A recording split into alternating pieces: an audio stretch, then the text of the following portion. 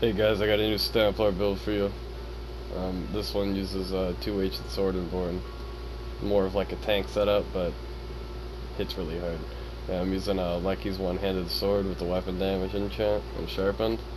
I'm using a Lecky shield. It's got infused. You can run divines or inpen, but the reason I'm running infused is so I get that 40k max stam. That's what all the cool kids do. So if you're not doing it, you know, you're not a cool kid like I am. And I got a defending Ma. You don't need to have Master Ma, or you don't even need to have a Ma in general. You have just a two-hander, or you just make a random two-hander. It's up to you.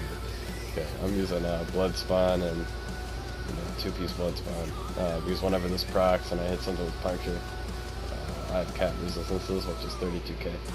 I got Hunting's on. I have a Night Mother setup. I mainly use the Night Mother setup over the Hunting setup, but I have that just in this video for the purpose that most people have Huntings. So it's a good test of the build to see if you like it.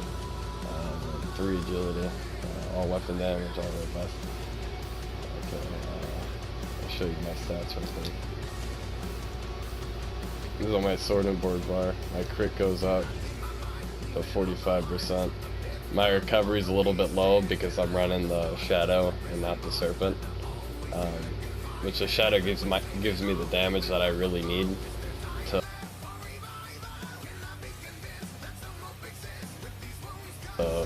to burst people down. But if you're having sustain issues, just switch to the Serpent and you should be fine. Show you my CP setup. I'm gonna go through this pretty quick because I want this video to be fucking 20 years long, you know. So tenacity. Okay, you could pause. I'm using this because I block, and this because reverb. You could pause to see it. Straight up, you can switch out any CP to whatever you feel more comfortable with in that recovery tree. But I would recommend really following the CP in the blue tree so that you min-max your damage. And I'd follow this tree exact as well. And the reason you got so many points on this tree is for this passive. It's like a must-have for stand builds, especially in PvP, because of you're getting CC'd all the time. So let's go over skills. Yeah, I'm running Repentance on the front bar for the recovery because you really need it. But you could throw Trap Beast here for the little bit extra weapon damage and put this in your back bar. Vigor's my main heal. You get that from the Assault tree whenever you hit Assault 5. Reverb's my CC. It's the main reason for me wanting to switch the Sword and Shield to begin with, because it's a defile for 10 seconds. So it really helps kill people in groups that have healers. Now the reason I'm using Ransack is, one, because of the resistances that you get.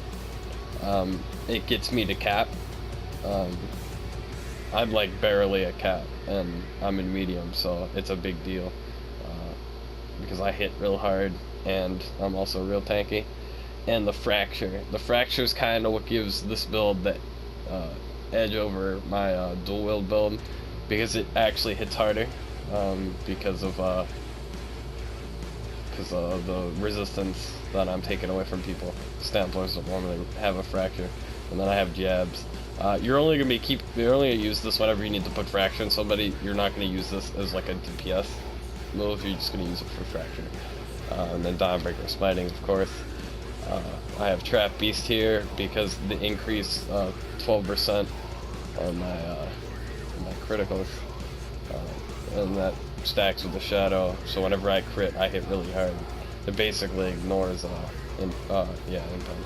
This is your what buffs your weapon damage, and it's your burst heal. This is your major ward. It also increases your healing or reduces the damage you take by 8% whenever you're in it. So if you're in this, you're really tanky. Shuffle, it's a must.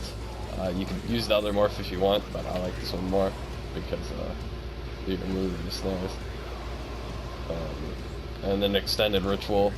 The reason I don't use the other one is the other one only removes 2 harmful effects and this also lasts twice as long, and it removes 5, so it's just better because how much magic it costs.